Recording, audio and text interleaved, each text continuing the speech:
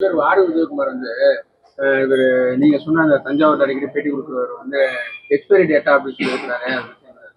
அவர் ரொம்ப யோகியமானவர். அவர் வந்து பாலிவுட், அதாவது அவருக்கெல்லாம் வந்து இவரை என்னவோ சொல்லிட்டு போகட்டும். தினகரன் அந்த விஷயத்துக்கு வரல.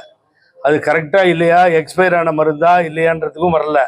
நான் என்ன கேட்குறேன், உதயகுமார்னா என்ன யோகியது இருக்கு? ஆர்எஸ்எஸ் இது இப்போ இந்து முன்னணி கூட்டத்தில் மேலே ஏறி கலந்துக்கிறதும், ஆர்எஸ்எஸ் கூட்டத்தில் கலந்துக்கிறதும், துண்டை எடுத்து போடுறாரு சார். பிஜேபி துண்டை எடுத்து யாருக்கு, நயினார் நாகேந்திரனுக்கு போட்டு, அந்த பாரதிய ஜனதா துண்டை கொண்டு போய் போட்டு அழகு பார்க்குறீங்கன்னா நீங்களாம் அம்மாட்ட இருந்து வளர்ந்து வந்தவங்களா சொல்லுங்க பார்ப்போம்.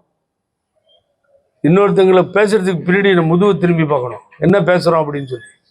ஆகவே உதயகுமார் என்ற ஆள்லாம் வந்து மாறி மாறி மாறி மாறி மாறி பேசுறதுல தான் கண்ணு கருத்துமா இருக்காரு. எங்க போச்சுங்க, சவுத்தே தோத்து போச்சா. இப்போ எலெக்ஷன் வந்து என்ன போகுது, உதயகுமார் அவருடைய தொகுதியில் நின்று ஜெயிச்சுட்டு வரோமா?